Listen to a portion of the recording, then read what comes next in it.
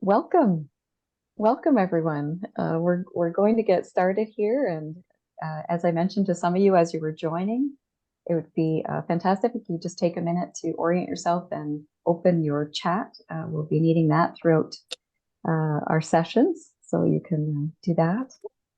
And I really just, want to invite you to put your 2 feet on the ground, maybe take a little sigh, a little deep breath, shake off whatever the day has been for you, and just give yourself permission to arrive here in this circle as the image has been created as we start to gather.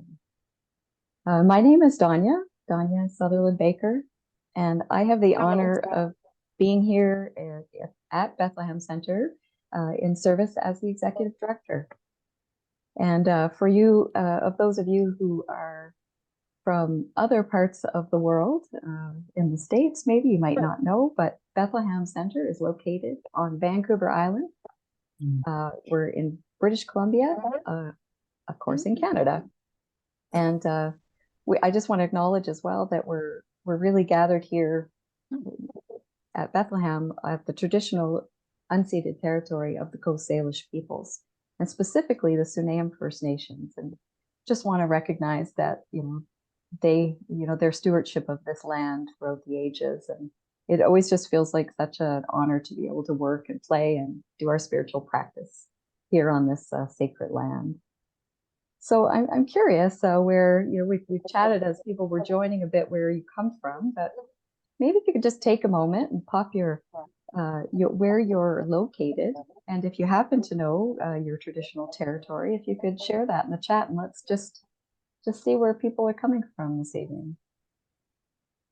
Okay, Newark, awesome. Mm-hmm. And it seems like we've got a fair balance of people that are coming from various areas of the States and in Canada as well. I'm doing a chat. Great. There's Arkansas, Vancouver, Squamish, Little Rock.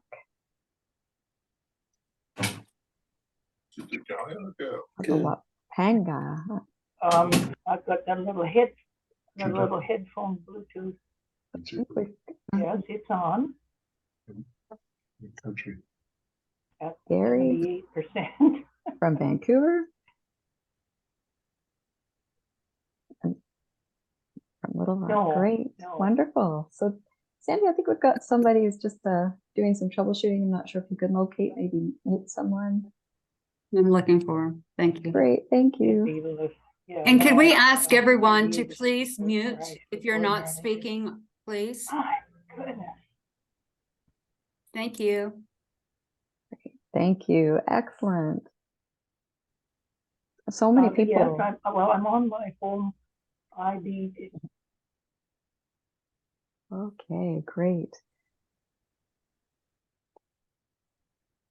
So as I mentioned, I am gathered today. I'm sitting here at Bethlehem Centre, and we're just so delighted to be able to bring you this this interspiritual alphabet series. I said to Jay and Sophia earlier, I felt a little giddy, and it hasn't even begun. And there's some real enthusiasm to be here today. And I just wanted to, on behalf of myself and our board here at Bethlehem, just to thank you for joining us. And this evening, we actually do have in the room with us as well our board chair, Tim Stevenson, and our program chair, Gary Patterson. And it was really the two of them who really inspired the connections that introduced us to Jay and Sophia, and really wanting to bring these teachings and to help us deepen our understanding of process thought as well. So thanks, just a little shout to Tim and Gary for that inspiration. And I just so appreciate your ongoing leadership and commitment to the spiritual exploration of individuals and communities ongoing. So, you know, this opportunity is really possible only with our partners and our sponsors. And I just wanted to tell you a little bit more about that this evening. So I'm going to pop them here for you in the chat. And oh, my links aren't holding. But I'll send the links afterwards, but I'll just send these for you for now, and then I'll add some links to the websites after. But those were also in the emails that got sent out to you previously, and will be there ongoing as well. But really, you know, we've got 3 organizations that have really come together to help make this evening possible and the next few weeks possible.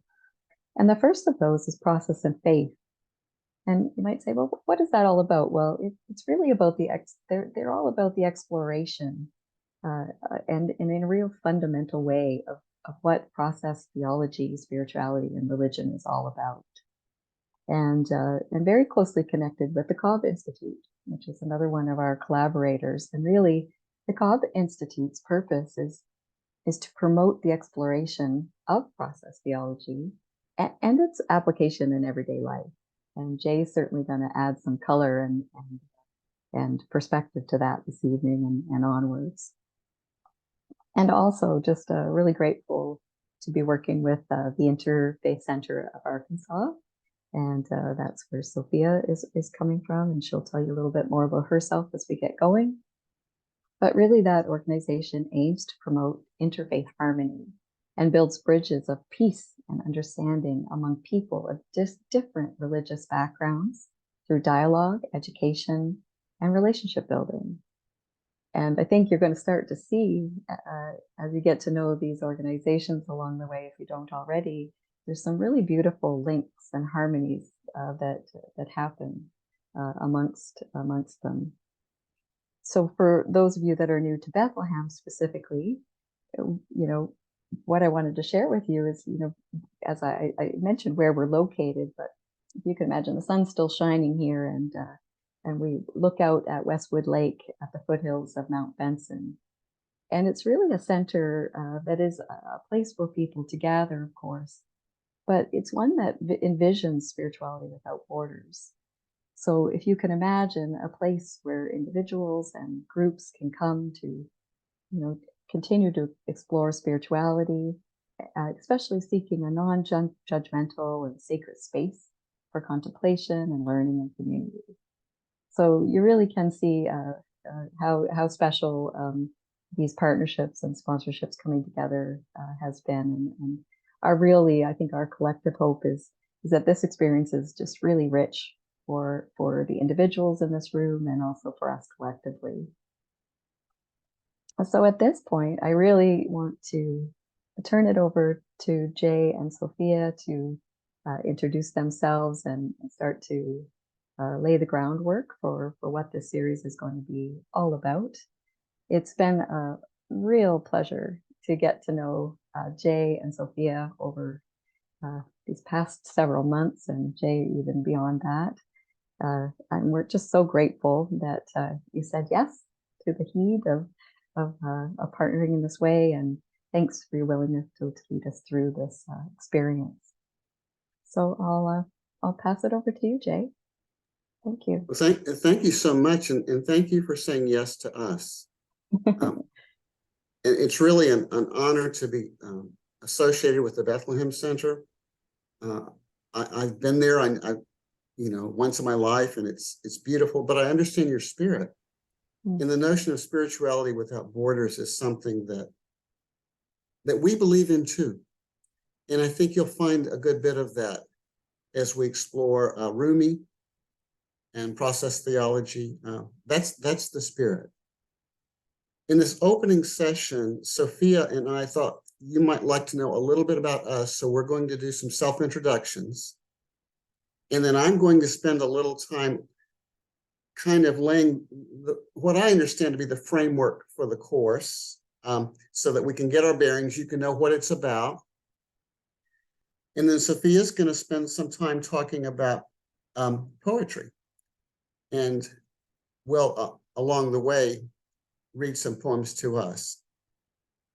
So anytime that I'm speaking and you want to put something in chat, make a remark, please do so. We really would like to do our best to create a community as we can. So about me, I was born in San Antonio, Texas, and I grew up by a river called the Guadalupe River. And some of my earliest memories of family vacations were going to the Guadalupe River in the hill country of Texas. And that's where I learned to swim. And one of my earliest experiences in swimming was swimming underwater. And I can remember swimming underwater and looking above in the sunlight world and seeing my family there. But underwater, it was very quiet and a little scary, but beautiful. And that experience of swimming underwater and knowing the silence of being underwater gave me, I think, my first taste of what in the Christian tradition you call contemplative prayer. It's the prayer of listening, the prayer of silence. It's not so much a prayer of address, it's a prayer of listening. And I also grew up with dogs. I've had a companion dog all the time, many of them. And I think the experience of being with dogs and petting dogs and knowing that they were other than me in some way, but kin to me in some way, to be loved and respected as subjects of their own lives, and yet bonded with me. And I too was a subject. I'm a subject of my own life, but was a subject for them.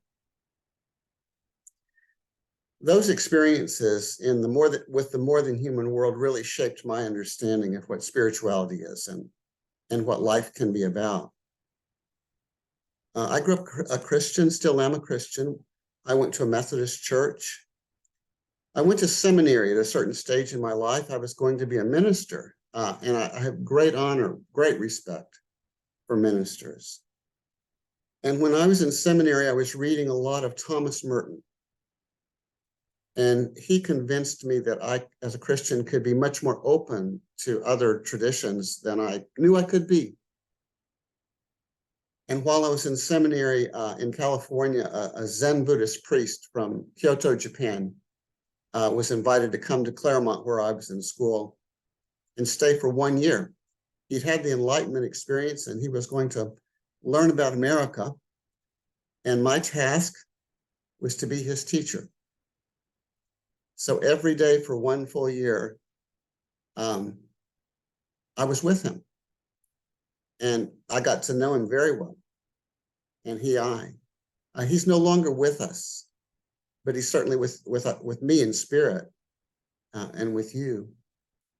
And so through him, Buddhism touched me pretty deeply. So when people ask, what's your label? I typically say, well, I think I'm a Christian influenced by Buddhism. But I taught the world's religions at a liberal arts college for 39 years. And so for 39 years, I was every day of the week, I was talking about Buddhism, Islam, Judaism, Hinduism, Taoism, Confucianism. And they became friends to me. I don't think there's any perfect religion, and that includes my own. But I think there's wisdom to gain from all. And I had many students who were spiritual but not religious by their self-understanding. No religious affiliation, not for me.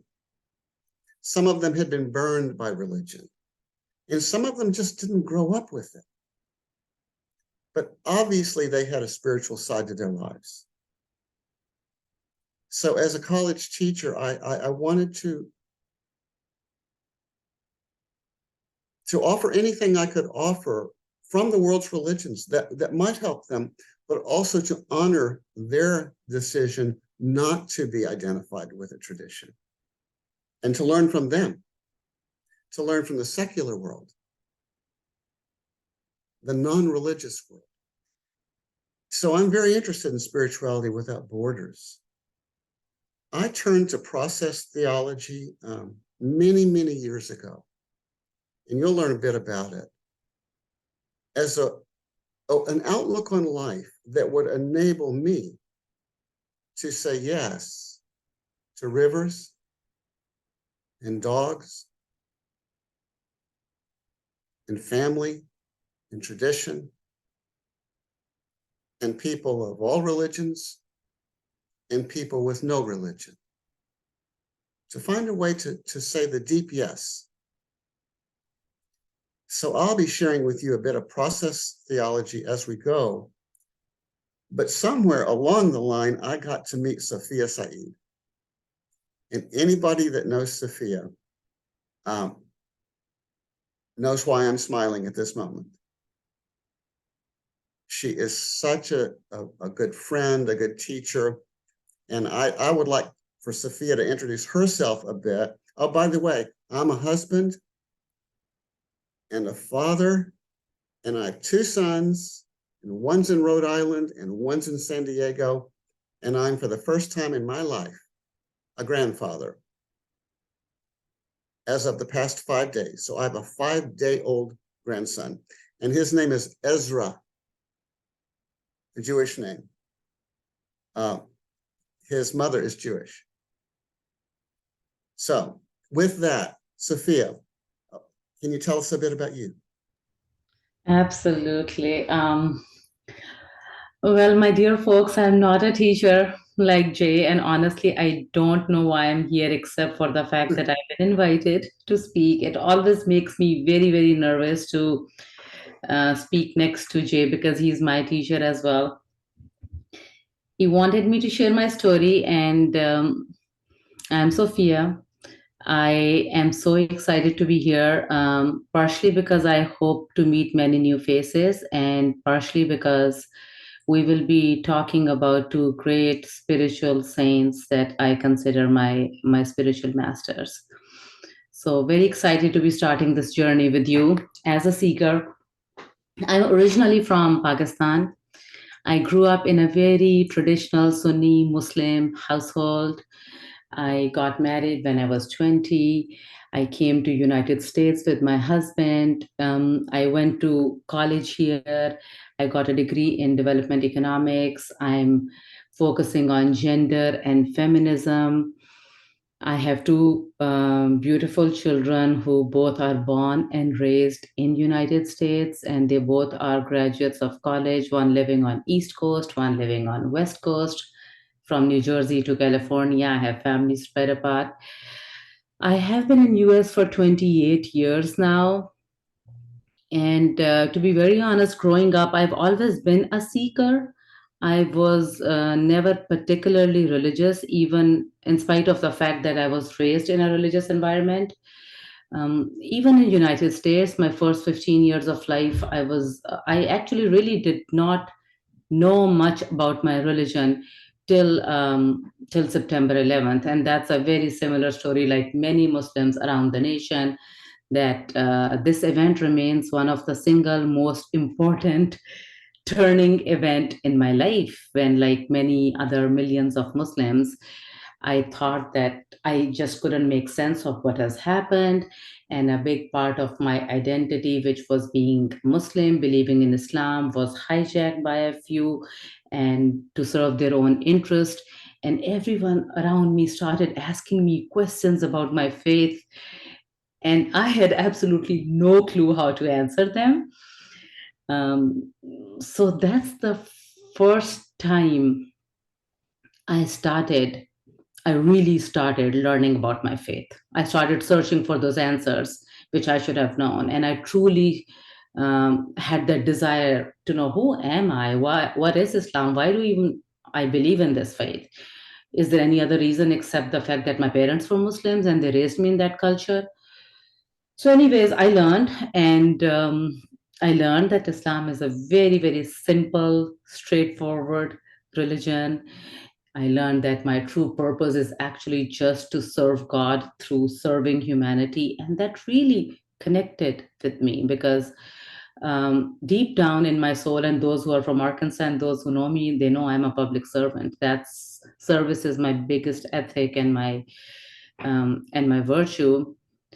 I learned that all the rituals that I've been practicing through the decades of my religious life are meaningless if they're not practiced with deep intentionality, and that I must develop a higher consciousness to seek a closer relationship with divine.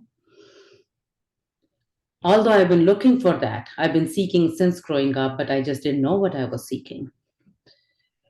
I also learned that the culture in which I grew up, in which I was raised, the deeply patriarchal culture, that was not Islamic at all. I learned that my faith gives me all those rights that I never knew I had. And it empowers me and uplifts me as a spiritual being. Doesn't matter whether I'm a man or a woman.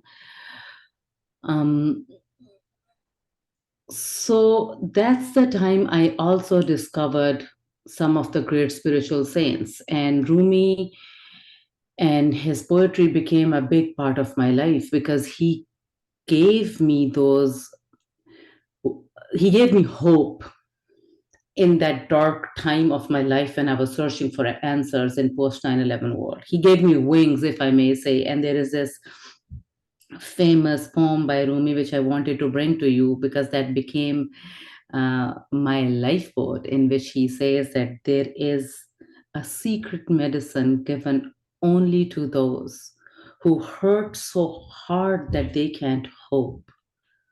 There is a secret medicine given only to those who hurt so hard that they can't hope.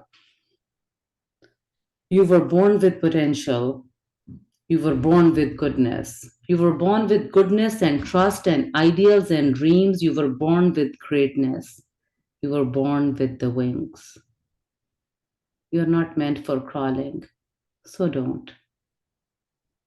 You were born with wings. Learn to use them and fly. So that was not my first encounter with Maulana, but that's when spirituality started becoming a big part of my life. And I started wearing my religious identity in the form of a headscarf that I know that you see, and started going to the mosque, started teaching there, become a teacher of religion of Islam for students in the weekend school, and started my religious/spiritual journey. I moved to Arkansas for my graduate school. I went to Clinton School of Public Service for a degree in service and policy. My kids are raised in Arkansas. They went to middle school and high school in Arkansas before they left for colleges. I loved being in South because of the warm hospitality and the culture, which was very similar to my culture back home. But at the same time, it was difficult, especially on my children, because of the increasing Islamophobia that they faced in the state. And the experiences that they had in school, being the minority Muslims, they led me to do interfaith work or to start doing interfaith initiatives or to feel the need that I need to do something to bring people of different faiths together so they don't have this prejudice or misconceptions against Muslims. So I started designing interfaith projects. And my first project was that I designed an interfaith youth group in which high school students from different religions would come together every week. They would do interfaith dialogue, and then they would do community service projects together. At the same time, when I was doing this interfaith work, I met with some kindred spirits in a local Episcopal church. That was another big life-changing moment for me. And they had recently developed this nonprofit organization called the Interfaith Center of Arkansas. and they were trying to start new programming, and I was doing the programming. So it was such a good fit. We joined hands, we started working together, which led to this organization, Interfaith Center of Arkansas, that I serve as the executive director of. Now, while all of this is going on, that was 2016, and while all of that was going on, I was also growing in my own spiritual journey, discovering the beauty of Islam, and realizing that what I have is not enough. I needed more. What I get from my local mosque is not enough. I need more. So I started looking for a spiritual master. We Sufis, we call our religious spiritual teachers masters, which is, and the Arabic word is Maulana. So inwardly, I was still not satisfied. I needed a teacher who can help me walk the spiritual path that I found. And outwardly, I needed a place where I can create and live the religious experience that I was really trying to create for me and others like me. So, under the guidance of my Sufi master, my teacher, and with the help of many, many others, I was able to start a new mosque in Central Arkansas. It's called Medina Institute. That also happened in 2016. And it's a place of love and light for people from all different backgrounds. As Maulana says, out from the ideas of right and wrong, there is a field. I'll meet you there. So Medina Mosque is just that place. And Interfaith Center of Arkansas and Medina Institute of Arkansas, they both are manifestations of my purpose in life in two different ways, but two very, very important ways. And my role in this class is to bring Sufi poetry to you. And we have chosen two great Sufi masters. There's no one better than them. I'm a little scared to be talking about them. So I hope the journey is as meaningful to you as it is to me. And I hope you can feel it. One more thing I would say is that for me, poetry and spirituality is very much intertwined. They are not separate from each other. They both cannot be read with the mouth or heard by the ears or seen by the eyes or analyzed by the brain. They both need to be felt with your heart and with your soul. So I hope that we get to taste that beauty in of poetry in the class. And I give it to Jay with this one more poem, which is from, I gave you two of Maulana's poems, so I have to give you at least one of Hafiz. About a poet. And Hafiz says that a poet is someone who can pour light into a cup. A poet is someone who pours light into a cup, then raises it to nourish your beautiful, parched, holy mouth. So welcome all of you, and I hope me and Jay can play our part in nourishing your beautiful, parched, holy mouth. Back to you, Jay. Thank you, Sophia. And Sophia, for everyone here, when you say Maulana, is that Rumi? I am, when we talk about poetry, I'm going to give an introduction to Rumi, but when I'm saying Maulana, I'm referring to Rumi. So Maulana Rumi, yeah. Okay. So what I'd like to do is to offer a framework so that you and we can understand where we're going in this course. And I picture this course as a 3-leaf clover. And one of the leaves is called spirituality. And one of the leaves is called process thought. And one of the leaves is Islamic poetry. And we want to introduce you to those leaves and also see where they overlap when they do, and honor the differences when they don't. I want to start with the spirituality side of things. And then I'll move to process, and then we'll go back to Islamic poetry. I think for Sophia and me, spirituality is tremendously important, needless to say. And a lot of people aren't sure what it means. And we're not either. So I'm not going to give you a single definition of something called spirituality that will end that discussion. I'm not interested in that. But what we know is that everywhere we go and in us ourselves, people are hungry for something that they call spirituality, not at the expense of service in the world, not at the expense of their minds, not at the expense of life, but of some kind of sustenance that can help them make it through the day and be the best people they can be and help create a better world. And I saw that hunger also in my students for 39 years. And they were 18 to 22 years old. So I think you can have that hunger at any age.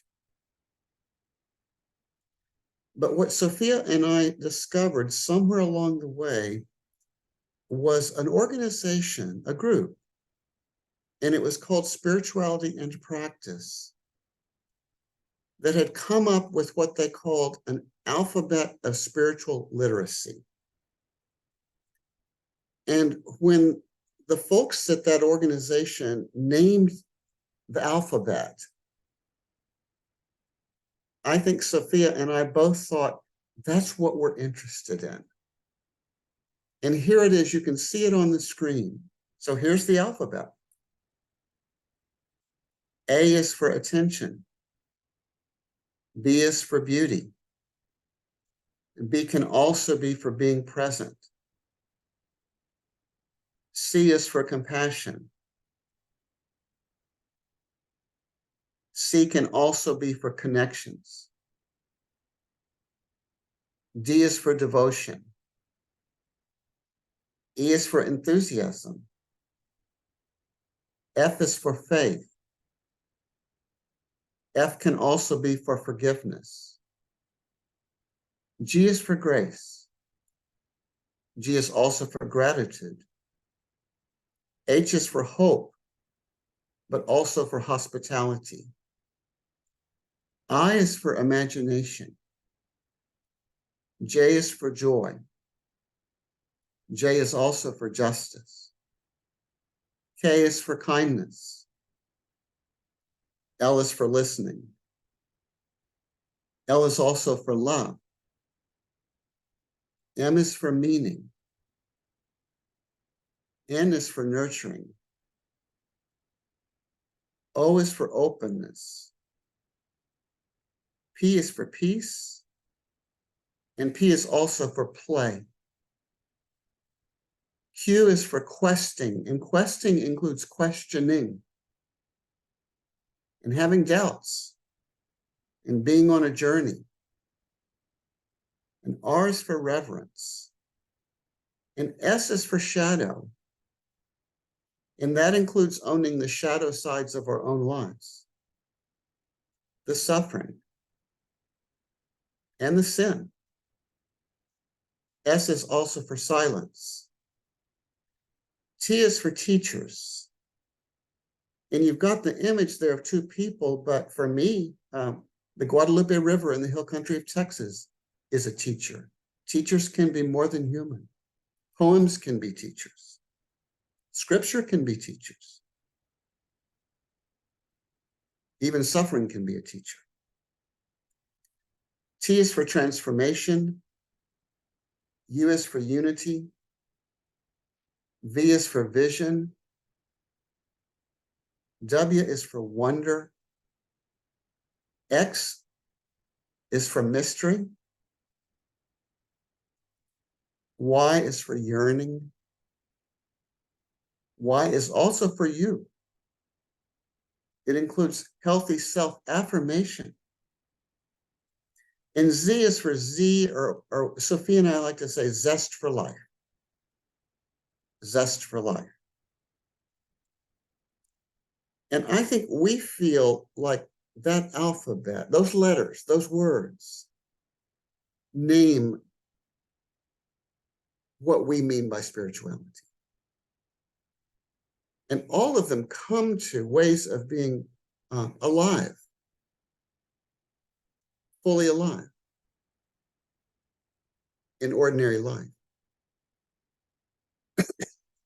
And you can be Jewish or Christian or Muslim or Buddhist or Taoist or indigenous or none of the above. Thank you very much.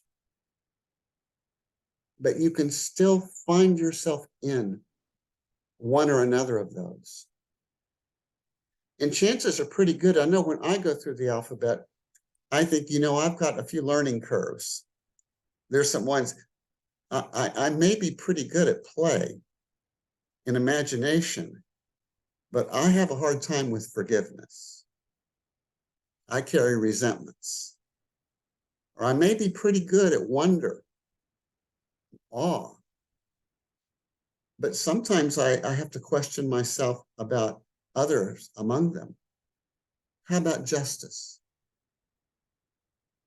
So the nice thing about the alphabet is you can kind of find where you're at home and where you need to grow. Or I'll speak for myself.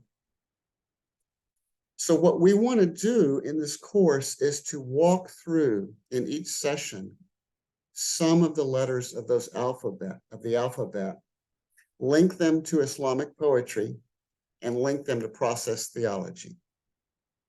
But just explore them on their own terms too. So Sophia will now show the kind of schedule for what's to come. So next week, it will be attention and being present and beauty. And the week after that, we've added L for longing, longing and zest for life, compassion and forgiveness. Week after that, faith and imagination and play. November 1, justice and love. November 8, gratitude and connection and hospitality. 15th, listening and silence. 22nd, openness and quest, and X for mystery. Thanks, Sophia. That's good. So that's the spiritual alphabet, and we will be sending you in emails the letters for the forthcoming session, so you don't have to remember any of that. And we'll also send you a link to the page you just saw, so that you can go back and look at them. And interestingly, on that page, if you click on any one of those, it will give you poems, quotations, books, and practices pertinent to each. I think our hope, my hope, is that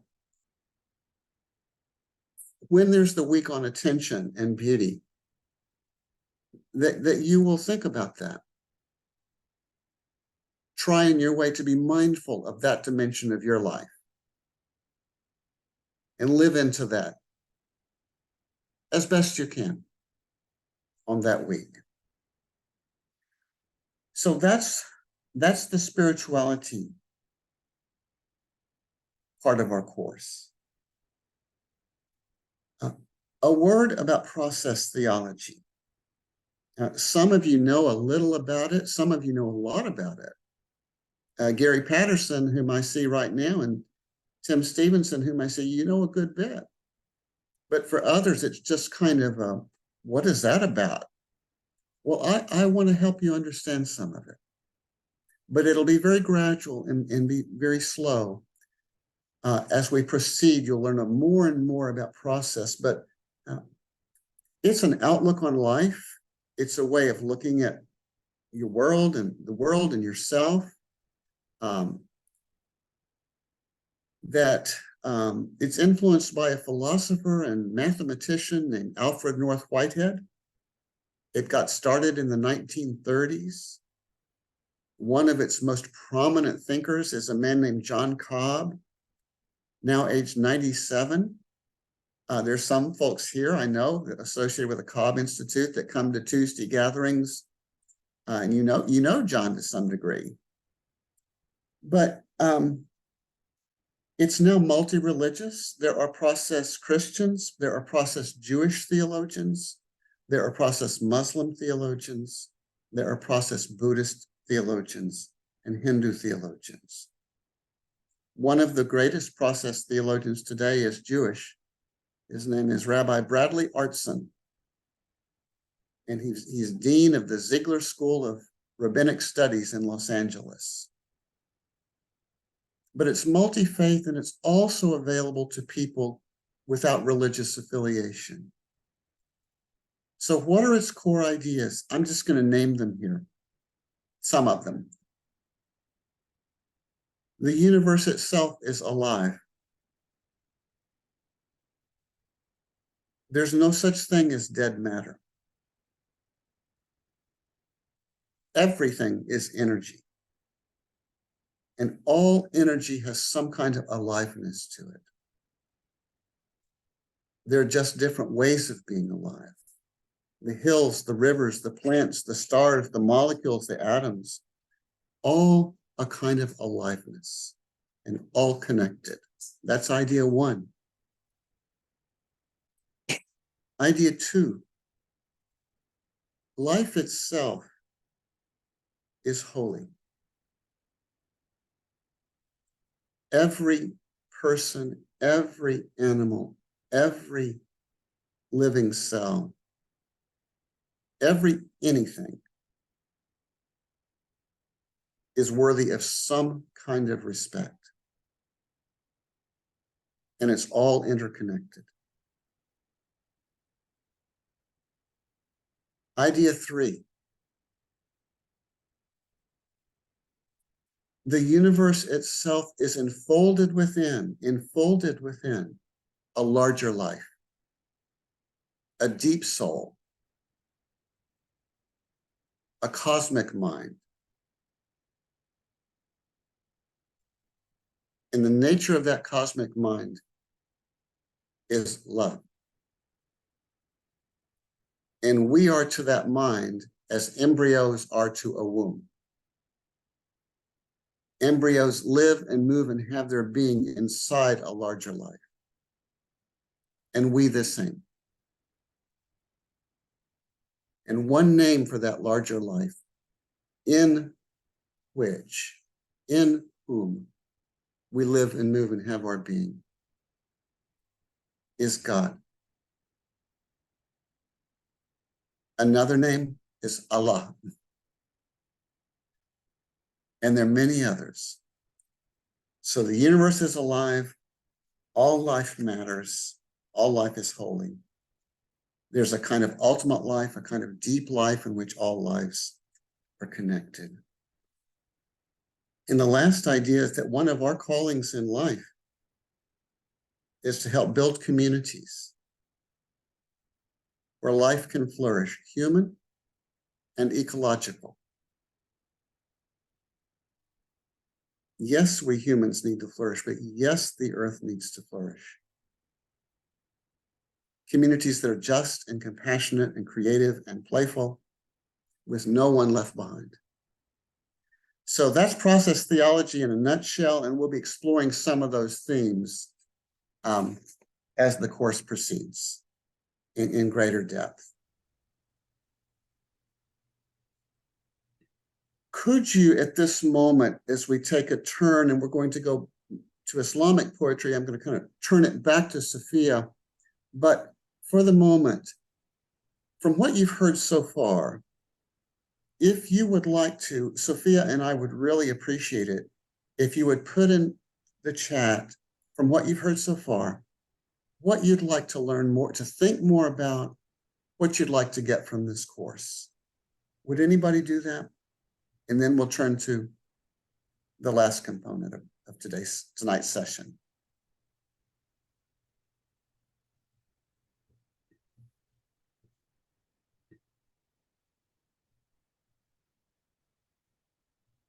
And I also welcome you all to continue to put it in the chat box because we will be saving the chat and it'll be helpful for us to know that what you are coming to class hoping for. That's right. We're adaptable. Very.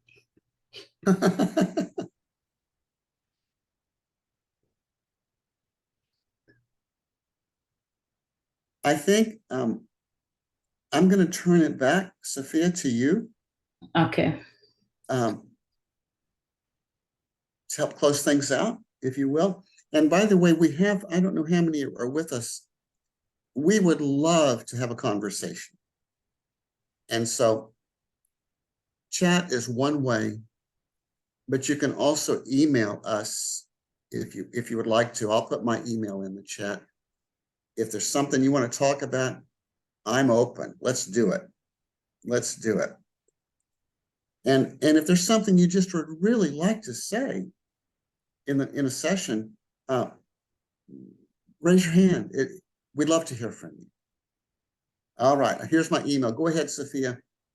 Okay, Jay. So, Jay, do you want me to close with a poem after this, or are we going to come back for a process comment? Let's see the timing. Go ahead. So the last part of this orientation session is for me to tell you a little bit about poetry and the patron saints that I'm going to be bringing the poetry from. So poetry, as I grew up in Pakistan, it's in Eastern cultures, including Pakistan, India, Persia, Arabian countries. It's a very big part of everyday life.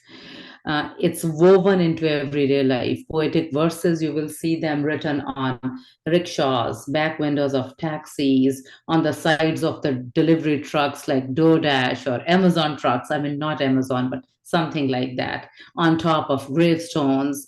And it's a very oral and communal tradition. Poems touch every aspect of people's life. They are recited orally and transferred from one generation to another generation, often without ever writing them down. So that's a general poetic culture.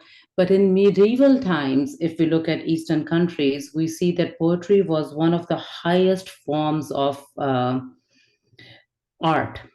And it was taken very, very seriously. It was valued very highly. Local governments and royalty would employ poets to write history in epic poems to celebrate the successes.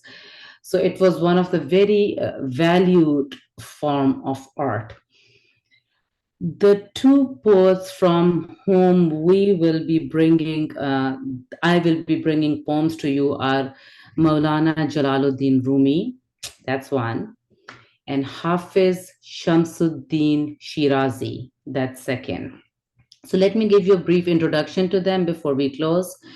Maulana Jalaluddin Rumi was born in Balkh, which is in Afghanistan, present-day Afghanistan, and then his family migrated, going through present-day Saudi Arabia, Iran, Iraq, all the way to Constantinople, Anatolia, and settled in Anatolia, which is present-day Konya. It was part of the Eastern Roman Empire at that time. He was never called Rumi in his life by his friends or his family or his students or disciple. He was not called Rumi till 200 years after his passing away. Maulana is his title, Jalaluddin is his name, and Rumi means from Rome. It literally means from Rome. Not Rome in Italy, but Rome because he lived in the eastern part of the Roman Empire. The title of Maulana is important because Maulana means simply, literally master or master. And we Sufi calls our patron saints masters. It's a common word that can be used for any Sufi master. I call my Sufi master Maulana. But the simple word in Arabic has become a proper noun now. And when you say Maulana, it means only one person, which is Rumi. So since I seek his wisdom, and I seek spirituality through him in this course. And in my life, I will be speaking, or I will be addressing Rumi as Maulana out of respect for him. And you're welcome to call him whatever you please. There are two major books that Maulana wrote. Diwan Shams, which is his first book, which means the book of Shams. Shams was Maulana's teacher. The book has almost 40,000 verses, which he wrote in after the disappearance or leaving of his teacher Shams. He wrote that book praising his teacher, longing for his teacher, and lamenting his disappearance. And we'll talk more about Sufi teachers in next sessions to come. His second major work is called Masnavi. Masnavi, he wrote in the later part of his life, close to death. Masnavi literally means rhyming couplets. And there are many Masnavis, hundreds and thousands of Masnavis written through the time all over the world. But if you go to a shop and ask for the Masnavi, it literally means Maulana's Masnavi, which has over 50,000 verses. Masnavi is actually easiest form of writing poetry because you can write a long poem without worrying about to rhyme the whole poem, because it's written in couplets, so you can go A, B, B, C, C, D, D. So anyways, Masnavi is so popular and so influential in the Islamic world, and its themes are very, very closely tied to Islamic theology, philosophy, and Muslim legends. And I believe it's really hard to get a full grasp of Masnavi without having knowledge of those themes. However, when you see translated in English, you do not see all those religious references when you read them.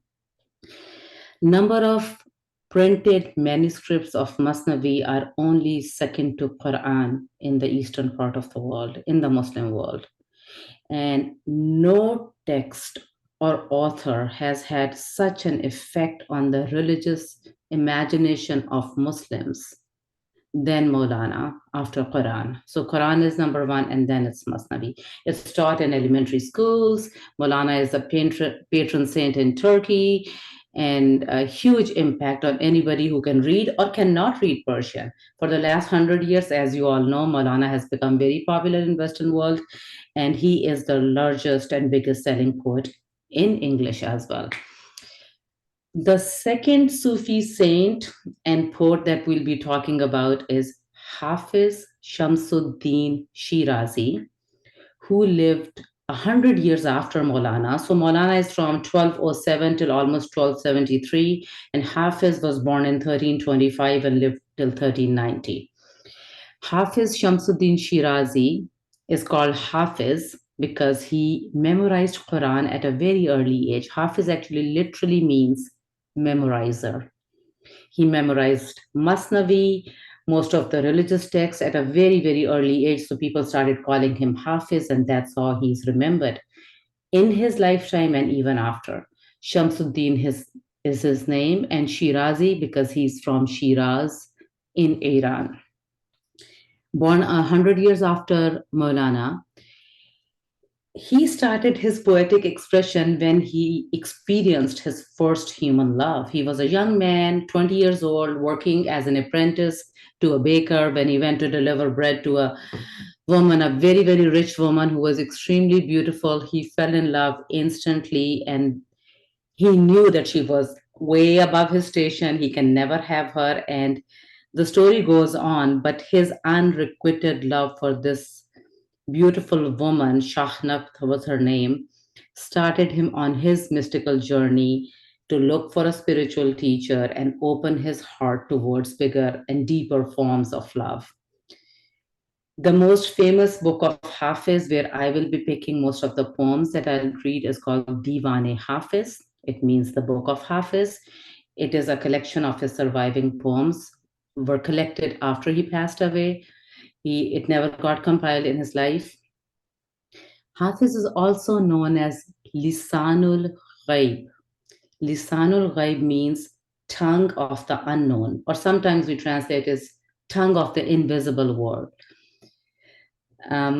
Hafiz's influence is immense in Persian-speaking world. And one of the example I would give you is Fale Hafiz. And Fale Hafiz means basically, Hafiz for centuries has been considered a living oracle to impart the most intimate and timely advice to people who needed advice in times of difficulty. If you're facing a difficulty, important juncture in your life, you would pick up his divan and you would ask for advice and then open his divan with deep intention and prayers, and he will guide you. So that's called Fale Hafiz, and it's still deeply practiced. Lovers of Hafiz, they still treat his divan as an oracle. And just like an I Ching, if you're familiar with I Ching, a very, very common practice in Iran. Maulana Rumi and Hafiz, they were both trained to be scholars, Islamic scholars, theologians. They're both mastered of Islamic sciences, literature, both were Sufis. Their worldview is inseparable from medieval Islam. And the Islamic tradition is deeply embedded and referenced in their poetry throughout. However, I see it more when I read their poetry in my native language, Urdu. When I read it in English, I don't see most of those references because either they're removed because they won't be intelligible to non-Muslims, or sometimes I feel it's like we're extracting Maulana from his Islamic home into this universal prophet of love, which he indeed is. Either way, the message that both of these mystical poets bring to us is about love of God and a deep emphasis on surrender to God. They're both ecstatic poets. Their poems must be felt and not understood. It's hard to get to know them really through their poems. I've been reading them for years and years. I feel guided by them, but I fail to understand them. I'll never claim I know them. And it's probably because their poetry is very elusive. Hafiz is very, very elusive. He's a master of paradox. No one knows what he's thinking, what's in his mind. And Maulana is intense. He's a master of ambiguity. And that's the beauty of their poetry. Their poems, they are beautiful in their ambiguity, and that's why they have a different impact on each and every reader and listener. And it depends on the reader's or listener's emotional stage. So every poem is going to impact each one of you differently depending on where you are spiritually.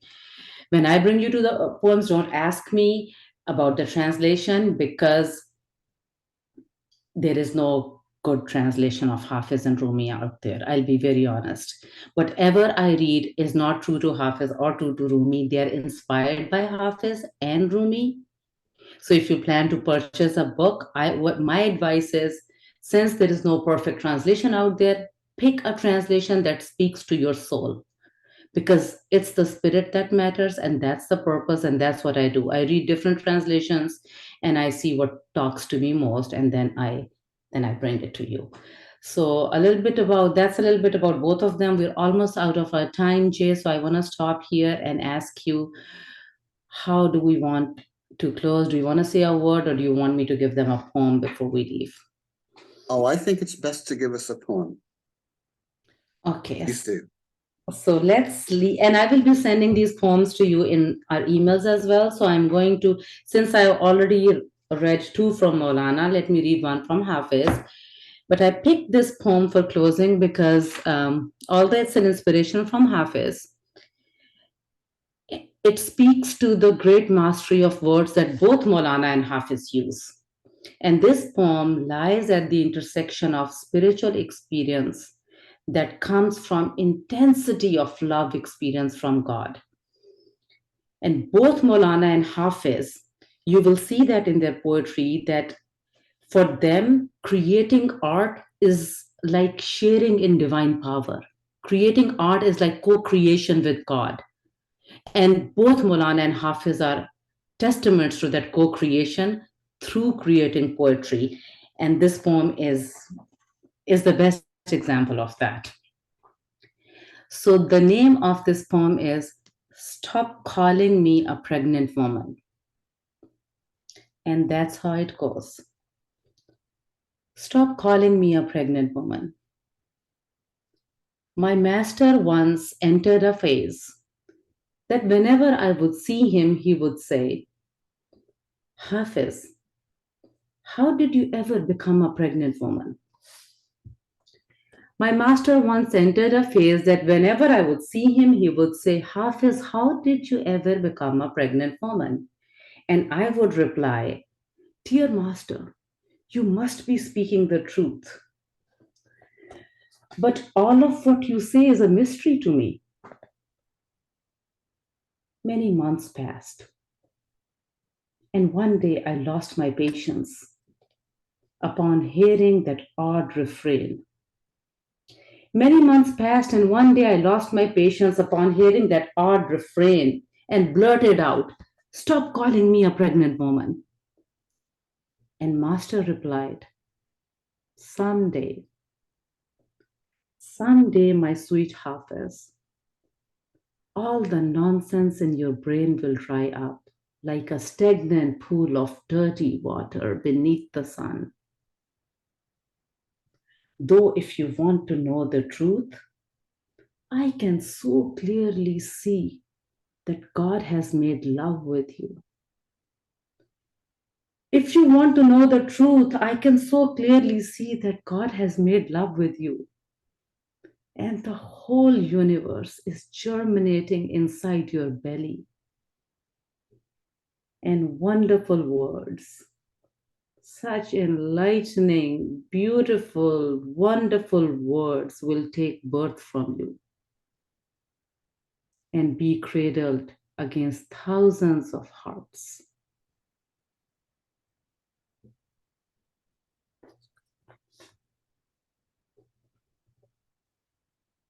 I hope all of you are among those thousands of hearts.